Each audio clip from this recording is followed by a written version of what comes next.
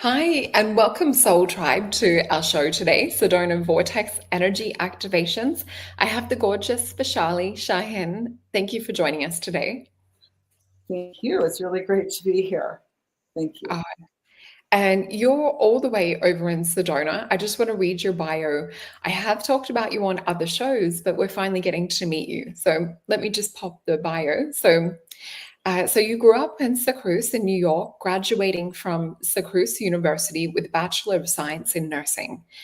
And you worked as an RN for over 35 years in major metropolitan hospitals, primarily in the Bay Area of California. And during that same time, you traveled regularly to India, which I can't wait to ask you about. So, living in an ashram and studying meditation and yoga. And after retiring from nursing, you founded a tour company in Sedona, which I've been on, and my friend John's been on. It's amazing. And you have that available in the Sedona Healing Journey, which we'll show bits and pieces of later. And now a meditation teacher, spiritual mentor, helping people to bring their own spirituality in their own way in everyday life. So, welcome. Thank you so much for coming on. And how are things over in Sedona at the moment? It's great. I mean, it's a little cold. It's getting cold finally. We've had a very mild winter, but it's been great. So a lot of people still coming, whether it's cold or not, and just doesn't change the energy, but just more blankets. Oh, So good.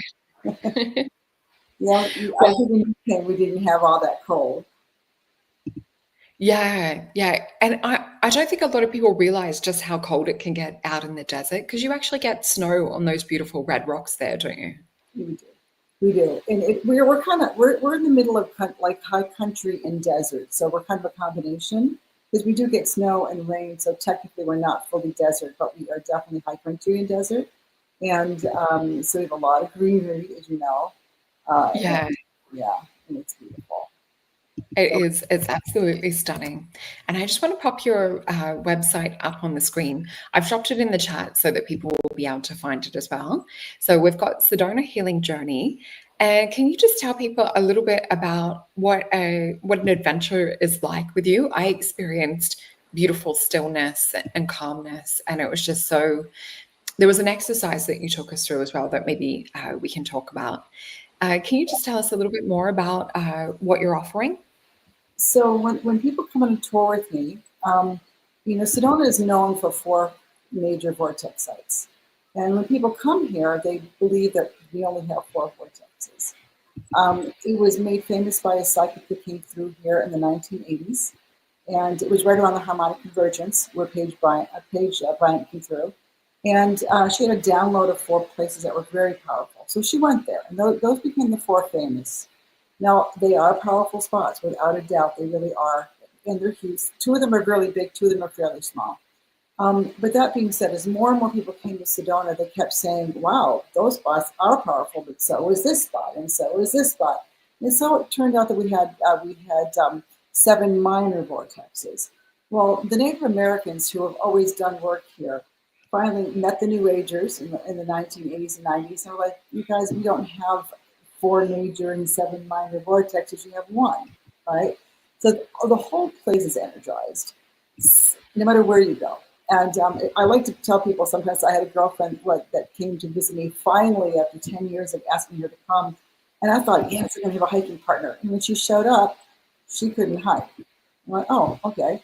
So we went to the spot I took you and John, the upflow and the downflow, which I'll mention again. But we went to just restaurants, driving around, that kind of thing. Took it a few overviews, but zero hiking, no four famous vortex spots. And she said to me several months later that she said, you have no idea how much Sedona changed me. And that was just being in a few spots, not even the four famous, right? So on my experience, like you and John experienced, we go to two spots. One's considered an upflow, which is really activation of the heart chakra and above. Heart and above connects us to the upflow as It the feels source. incredible. Yeah. So yes, I mean, I love the upflow. It's gorgeous. But connecting the spirit through the heart chakra and above, in the way that people do, in the way that they do for themselves, and the downflow, which is another spot in Sedona that I use, that is heart chakra and below. because when the first four chakras being our worldly expression, and then the heart again connects with spirit and above. So we really go to these two spots and really talk about what's going on here energetically, what it has to do with our spirituality, and more than anything else, I hope I've designed it so that people can take it home with them. Because it's just not about feeling energy. It's about, okay, you felt some energy, or this is your experience in these vortexes. What does it have to do with you, right? Because wherever you go, there you are. And so, but what do these vortexes have to do with you? It's a reset place. It's a place where people come to reset to themselves. Yeah, I think you described that perfectly. And there is parts that you take home.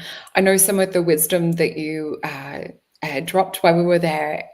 I've been reflecting on that, and it's further continued in reading your book too. So this is Vishali's book. So how to choose peace 1 second at a time. And you can see her on the back just here too. And you'll also find her book over on offerings. So if we go over here and then drop down into, oh, where am I missing it? It was in offerings, wasn't it? There it is, right at the top. Yeah. Beautiful. So yeah, I do encourage you guys to have a read of this, especially I was saying to Vishali while I was reading it, it was so interesting, the synchronicities. And I know a lot of our beautiful soul tribe have synchronicities or, spiritual realizations.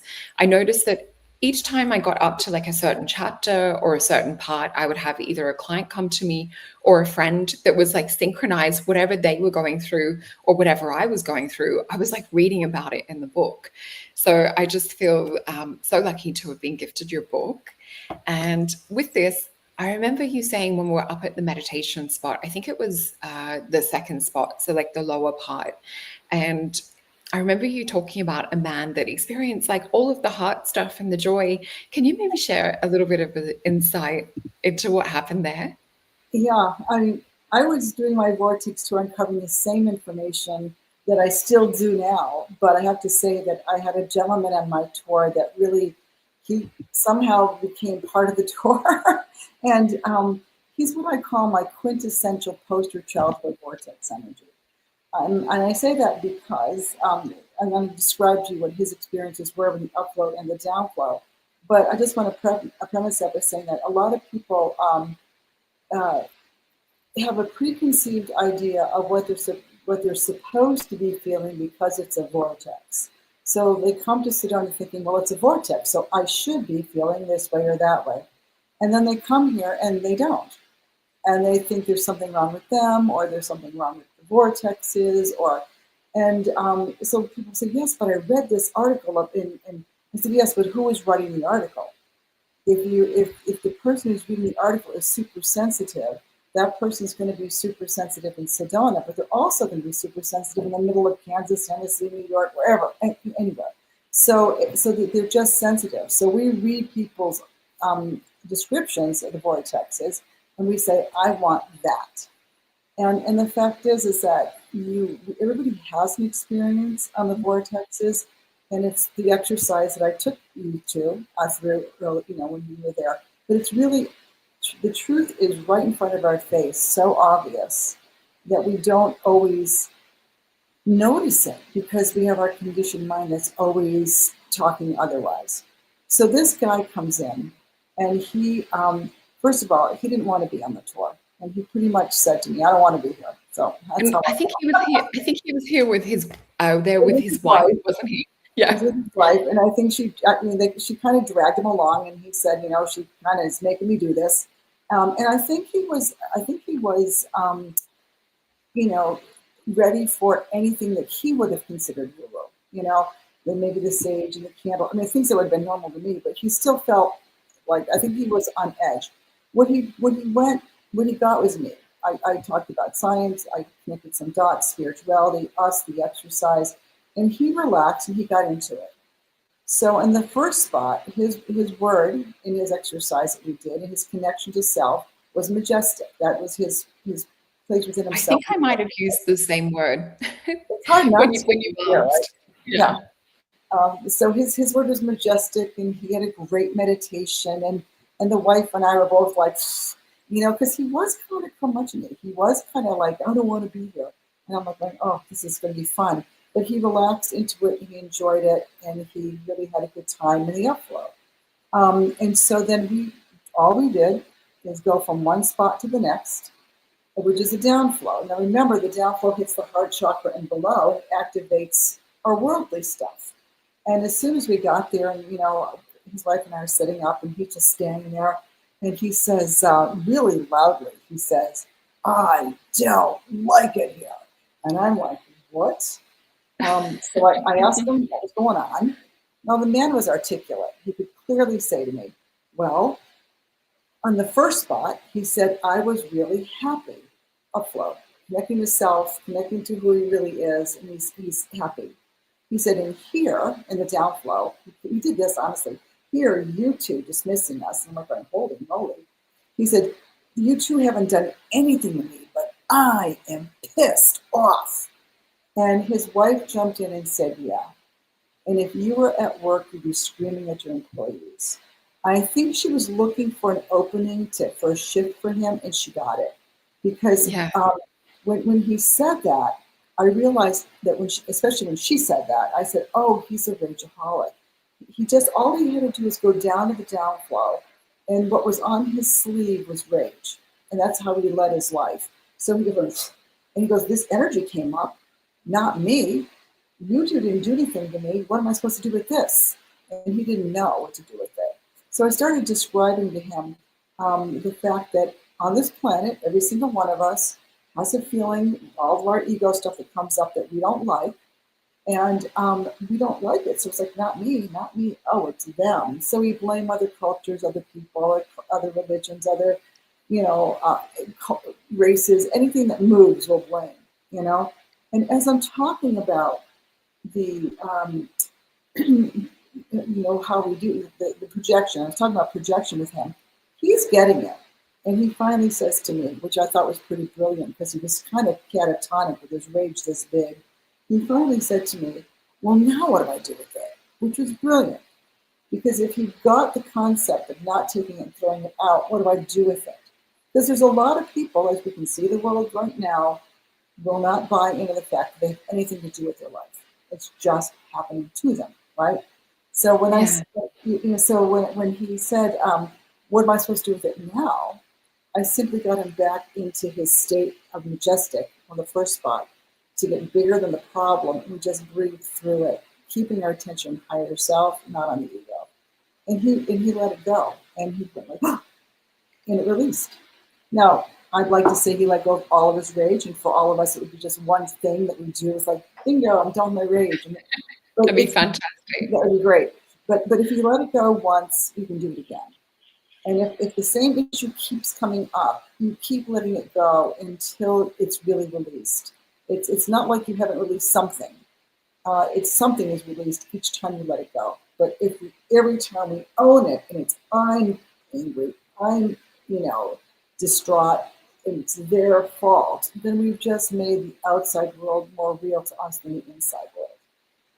So I was thrilled. I was like, "Oh my God, he let it go." So Yeah. And such an amazing story, even just hearing about it. I'm sure there's so many people that can benefit from going on your tour, but also hearing about this and looking at their own stuff that's coming up. And I was saying to you just backstage too, that, astrologically, a lot of people's stuff's coming up right now. So we're in this space. And especially before we go into Venus retrograde too, it's probably a good time to look at your stuff and to see, what we're throwing out there, and asking, is this emotion coming from me even? Because sometimes we'll have thoughts and, we can choose what thoughts we're going to have. And I know you sort of talked about that a bit in the book too. You talked about overcoming road rage and overcoming, anger and different things. Have you got a personal story that you would like to share that you found like a really deep, profound moment where you were in that place of choosing? Oh, that's like every day. But before I come up with the story that I just want to also clarify that also that when people's stuff comes up, sometimes you just have to sit with it and look at it and not just be Pollyanna and choose otherwise right away. when you're like, oh, it's not really happening, it's not really me, then you're just not really dealing with your stuff. So when stuff comes up, you might be sitting with it for an hour, for a day, for a few days. The difference is not believing the ego's mind. You take the story away from you, the feeling, and then just have the feeling and sit with that. But if we start claiming it as with the story attached to it, now we're back in the story. But things will come up. Things will come up, and we don't want to pretend that we're, oh, everything's fine. But just don't believe the ego. It doesn't have a lot of, it doesn't really tell the truth very often or at all. Spirit does. It's choosing that and looking at an ego from here. But I think that, for me, you asked for a personal story. I mean, there's just so many. There's so many, but here's a good one. I think it's in the book. So, because it was such a good one. My mother, the book, a story about my mom, when she was probably at that point she was 87, maybe 85, somewhere in there, and she had dementia, but she was still okay to live alone. My brothers were in the neighborhood, and would see her like hours a day. So anyway, she had a significant amount of dementia. And her neighbor called me one day and said, your mom, I came over to visit your mom, I never do, but for some reason I was supposed to go over there and the gas was on the stove and, and I went in the house and I had to push past her to shut the gas off and open up all the windows and she didn't understand.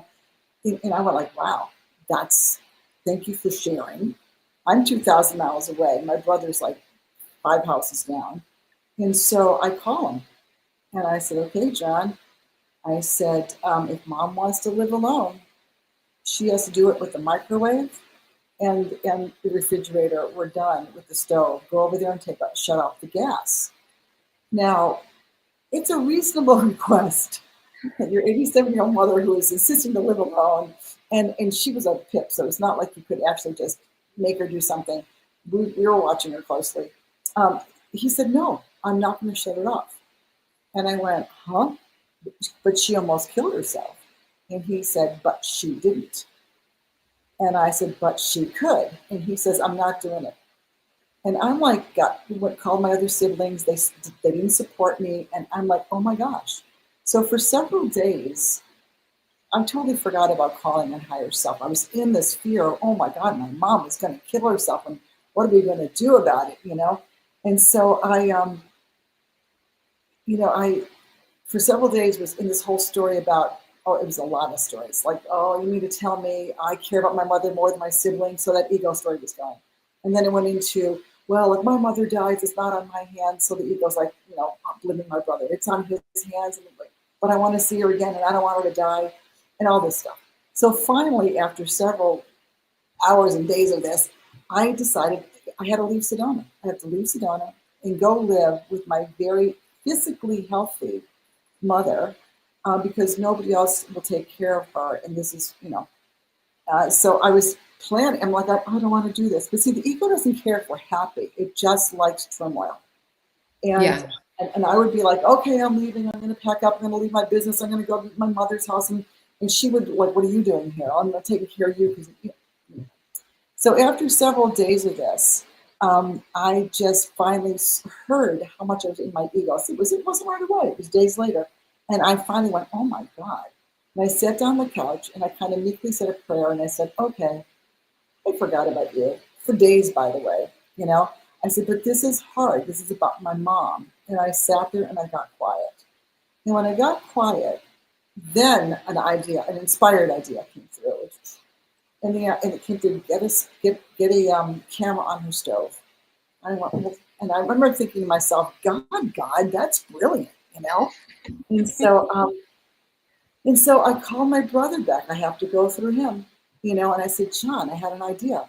Let's put a camera on her stove, and I can watch it several times a day. And he said, that's a good idea. Let's get 3. So we put several cameras up in the house. See, it was an inspired idea from source. So there was no resistance from my brother. And it expanded into, forget 1 camera, let's do 3. So he was completely on board. Before I got to that point, I was spinning. And then I just kind of, I got to talk to, I got to talk to the boss, I got to talk to God. And so I just sat there quietly, and then the idea came through, and I'm Yeah. like, whoa, that was an inspired idea. Reading that, I actually took notes on that little story because I think everyone can relate to that, especially when it comes to whether it's, fear around our children or, parents and wanting to protect and keep safe. It just makes sense that the ego would launch into, no one else cares as much as I do. Like I could so relate to that. So definitely a good thing to surrender in that space with the ego.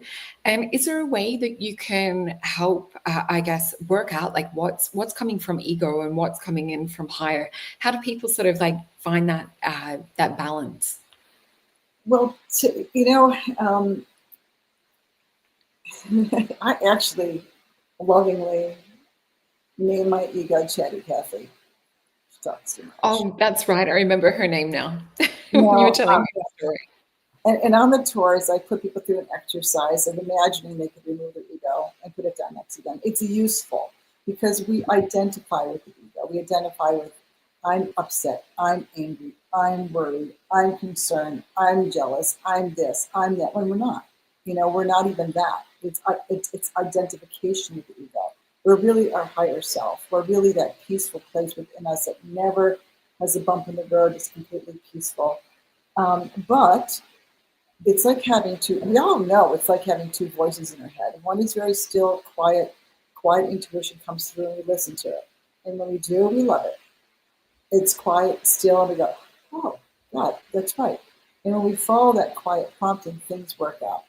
And we all have this other voice in our head where we don't listen. And we go, oh, I heard that voice. Why didn't I listen? You know? And it's really because there seems to be two voices in our head, and one does not have an agenda. Spirit has no agenda, but the ego does. So it has a huge agenda to be very chaotic. And when you look at the world, it's an ego creation. Spirit didn't create this world, the ego did. When 99% of the planet is putting their attention on the egoic thoughts, we are creating an egoic world. And the waking up from it is realizing that I'm not this, I'm this. So, I had your question in my back of my head, and then I kind of, how do people just Oh, realizing how do we differentiate between, yeah. Yeah, well, when one is confusing, upsetting, worried, fearful, it's definitely not spirit. When one is judgmental, or even when it's like, you have to be right or concerned or all that stuff. I was with my ego for 3 days before I had that inspired idea with my mom. It's not like no one's perfect. No one even would expect to be. But just when you catch it and choose Yeah. otherwise, and then choose otherwise. And then go, oops, that was a long ride. I'm now coming back. But there's all kinds of, if a thought is without fear, if a thought is with kindness or love, if a thought is peaceful and quiet, if you're peace or quiet, then you're with spirit. When you are in anger or frustration or opinion, our opinions and our judgments are huge. The world's crazy right now. We have a lot of opinions, a lot of judgments. And the more we have those judgments and opinions, the more we are in the story of the world. We're in it with our opinions. I can have opinions. They just don't mean anything to the truth of the world. I mean, the world of the illusion is one world, and then the world of truth is another. This is not the real world. The real world is a spirit. And then we can Yeah. be here in relationship to the real world. We can actually be here and see the world as the real world. But the ego is not going to lend that to us. We have to start undoing the ego mind a little bit at a time, and then choosing higher self. This is why my book is called How to Choose Peace 1 Second at a Time, because we're pretty indoctrinated with the conditioned mind. And we got to pull out a little bit here and there. It definitely takes a bit to uncoil and to start to recognize it when it comes up. So I think instead of being a perfectionist or being hard on ourselves, definitely maybe giving ourselves a pat on the back, when we start to recognize, oh, hold on a minute, I think that's coming from ego. I need to reframe and, connect to higher self, connect to God. And a lot of your work in the book, you mention A Course in Miracles too. can you tell us a bit about your time in the ashram? And I just want to also mention one thing that really stood out to me in the book was when you were at one of the ashrams and you were saying that I think it was even the guru would take about 20 minutes for her mind to switch off and to sort of stop the chatter. It was a monk. It wasn't the guru. It was the monk. Oh, it Yeah. was the monk. It was So I think, one of her monks. yeah, Yeah. so I think if they're taking a little bit longer, maybe we can be a bit more kind to ourselves and not having to be perfectionists and, you know, but yeah, what was it that led you first? Were you finding out more about A Course in Miracles first or led to the ashram first? No, I was in the ashram first. And I was in the ashram probably, gosh, like right around harmonic convergence, like right around 87. Like right around that time, I went from, I met this teacher in Oakland, California, and then within months I was in India. I was like, wow, Wow. it was pretty impressive. So it was right around the harmonic convergence that I met this teacher, and I went to India, and it was really interesting because I had been on a spiritual path while I was seeking. And I was seeking, and I came across a Buddhist group that what did I know? I liked them. They were great. I liked the chanting. I liked the whole thing I was doing. And they kept saying, chant for what you want. And I went, I must have been chanting for a real living Buddha because I kept asking these people all the time, where's your living Buddha? And they would say, I don't know, just keep chanting. I kid you not. They didn't actually have an enlightened master in this group, but that's okay. But I just kept saying, well, where's your living master? If you're a Buddhist group to enlightenment, where's your enlightened teacher? And they Yeah. go, well, I don't know, keep chanting about it. So I kept chanting about it. I just kept chanting. And then when I went to like a meeting where this teacher from India was coming, I listened to them talk about her, and I went, huh, she sounds enlightened. I just had this hit that she was in that state. And I walked up to the monk after the program and I said, she sounds enlightened. And they said, yes, she is. We call her our living Buddha. Now, here's the kicker. We don't. And I met, never. And I met this guy, this monk, like a year later in India. And I said to him, do you remember you saying that to me? And he said, yeah. He said, I remember that. He said, I've thought of you often. I've never called her the living Buddha before I met you. And I've Wow. never called her that since. That was for you. And it brought me into this particular path, which I was on for quite a while. And then I think it's also in the book that I came across a book called The Disappearance of the Universe by Gary Renard. And I looked at this book in the bookstore, and I remember looking at it and turning it over and saying, I don't need this book, I have my guru. And I literally tossed it back on the shelf, on the table. That book came to me, my sister mailed it to me about a week later. And it was like, plan A didn't work. We got to get plan B in there, get someone to mail it to her, And I opened it up, and there it was. And I said to my teacher inwardly, I said, okay, I'll read it. But it also was being handed off to A Course in Miracles.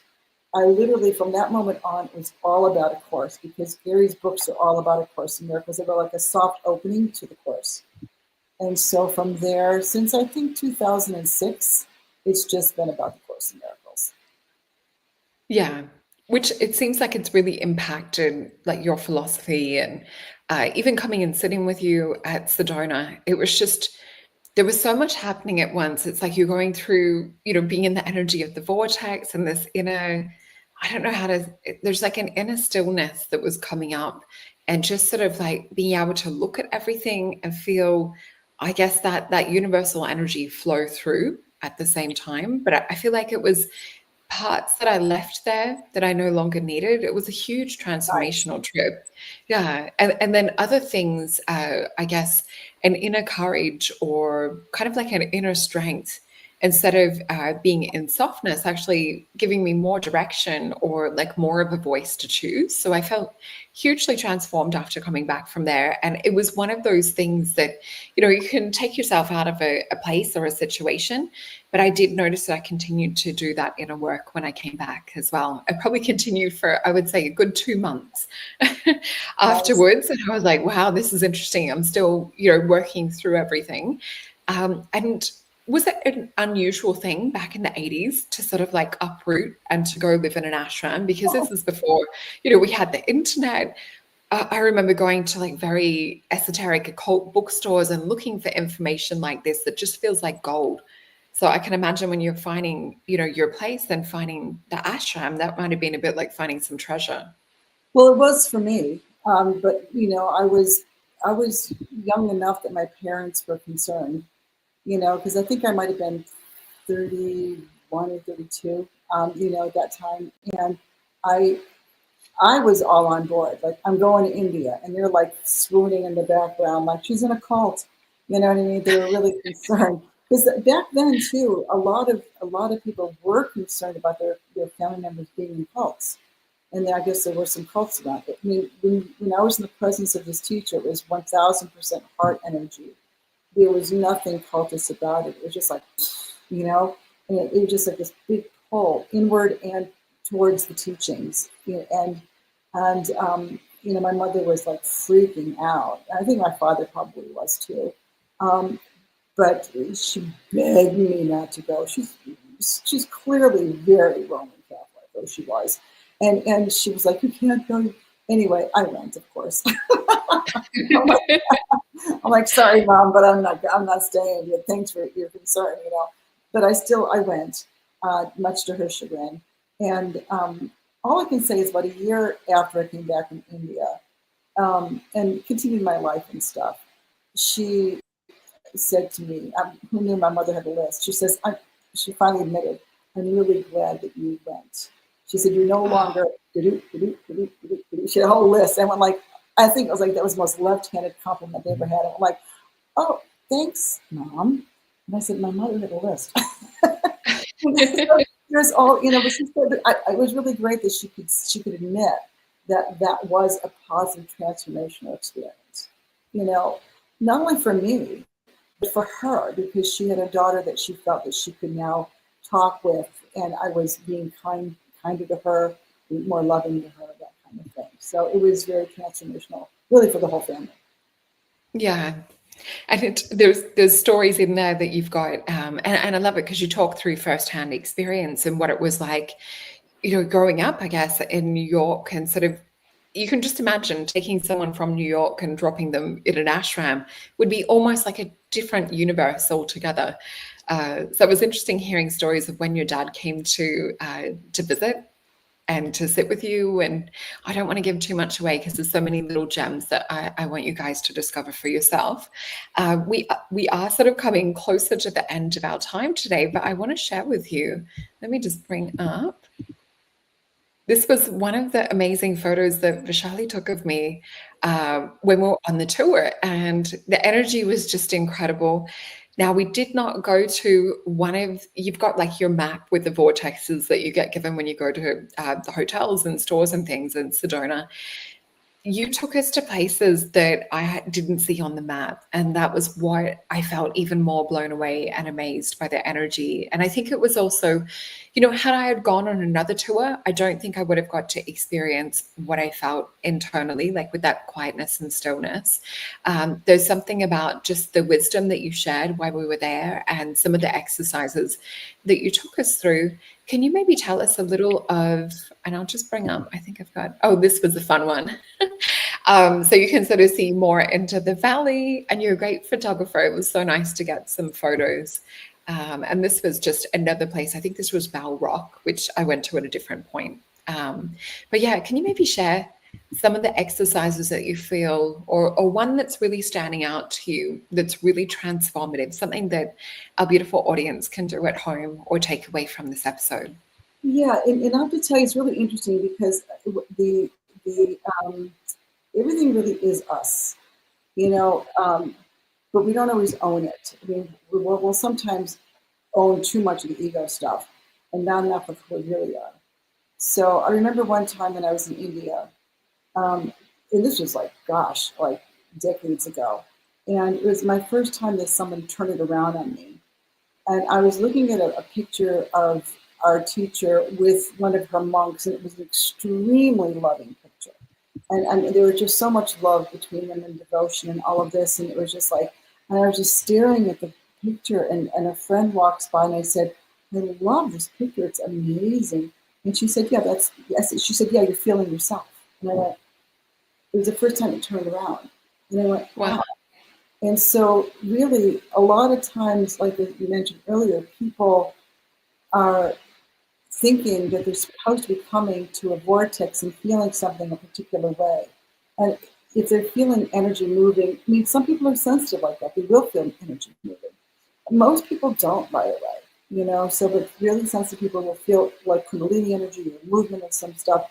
And my question to them still would be, and then what's it for? So you're feeling energy. I can watch a movie and feel energy. So what's this all about? Where are you going to take it to? So one of the exercises I love doing is on the upflow. Well, the downflow has some great ones too, but on the upflow is really just looking at the scenery and describing it like I had you guys describe it.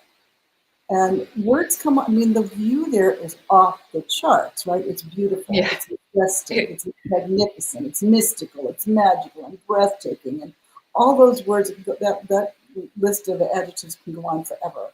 And and then then and I think it's in the book. I forget which chapter it is, but it said then turn around. I ask people, to describe the view, and then I just remind them that they didn't describe the view because it's just a bunch of rocks sitting there, mind their own business. So what do they really describe? And of course, give you a few minutes to what you think it is, my feelings, my emotions. But even that comes from the ego world. Emotions come and go, feelings are good and bad, all this stuff. We're not even coming from here. When you're in the upflow, that first place, heart chakra and above, and all those words of magnificence and majestic and incredible, you're speaking from your spirit self. And it's an automatic turnaround that you described yourself. You didn't describe the rocks. And not only did you just describe yourself, but you describe spirit, universe, God, source, whatever you want to call it. You describe that. It comes in, connects us up into who we really are. And we kind of take that for granted because it's just a view. No, it's not. Because the next time people watch a sunset, and you're watching a sunset, and you put your cameras down and then just watch the sunset. And when you get in that moment of you want to share, that's the time you turn around and realize you're not watching the sunset. You are literally just, the sunset is evoking in you your own divinity. So in that moment, it's turning it around. Like, oh, it's this feeling I'm feeling is coming from here to the sunset, not from the sunset to me. So then we start to own who we really are a little bit more. Yeah, that was a very transformative exercise. And I remember picking, I think it was majestic, beautiful, expansive. I can't remember what else I picked, but when you said, that's that inner reflection of who we are, it gives you different eyes to look out on the world upon too. And you have like a different correlation internally was what I noticed after that too. And Tim's just referring to a show that we did last night on Maison Jupiter. And I want to say happy Valentine's Day to you guys too. It's Valentine's Day. It's the 4th. It's 14 for you. I'm still on the 13th. Yeah. Well, happy early Valentine's Day. Well, happy Valentine's Day. And let me just share also, so for Valentine's Day, what's been quite popular is our love potion. So this is the love potion. I've been drinking it all week. So the affirmation with it is, I am magnetic. My heart is open to receiving love. And that's kind of a bit of the feeling that you get when you're out there looking at the scenery. Oh, and I do remember sitting on that little upflow area that you had us at. And I remember seeing kind of like there was like sparkle light energy, like gold and like a veil energy. And I kept seeing there was one area, it was almost like a little veil or sort of like a portal. and fairy energy around. So you do also get to be immersed in where the veil's quite thin. I just want to remind you guys as well that we also have bookings available. So please use the discount code Jupiter and you'll save 10%. And thank you also to everyone for hitting the like button and helping to grow the channel. It's been really lovely. And I just want to share with you, so this is where you can get Vishali's book. We've dropped it into the comments as well. And definitely come in and check out tours. If you're thinking of going to Sedona, and I know this is something my friend John researched, he spent like hours and hours going, right, we're going to pick the best tour. It's going to be the most amazing experience. And yeah, it definitely did not disappoint. It was one of my highlights of being in the States. Absolutely. Thought it was amazing. And you were the person that made it, because I'd already been to Sedona 2 other times previously. So yeah, thank you so much for what you do and the amazing transformational work that you also guide people on inwardly, because having that guide while you're there in this incredible place, you really do get the most out of it. Thank you. Thank you for saying that. That's wonderful. It's a great place. And I can see why you were drawn there. And you also have, you also work doing spiritual support too. So for anyone who wants to perhaps do a bit of inward work, especially this time that we're going through astrologically, this is a really good time to reach out. And you also do Psych K and amazing meditation. That was such a beautiful meditation that you did while we were up on the rocks. Yeah.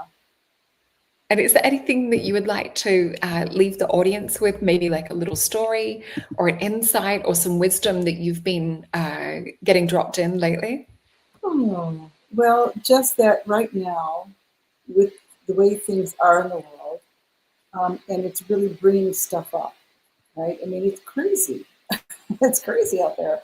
But it's also the perfect time to use those fears and judgments and concerns to wake up from, because we are not our ego minds, we are our higher self, but we're convinced we are, and it's very easy to drop back in, and that's okay. That's the work we do to then choose otherwise, But it's also perfect time, to do that, because it's so crazy out there right now, and I mean so crazy that there's nowhere to go anymore but in. Yeah.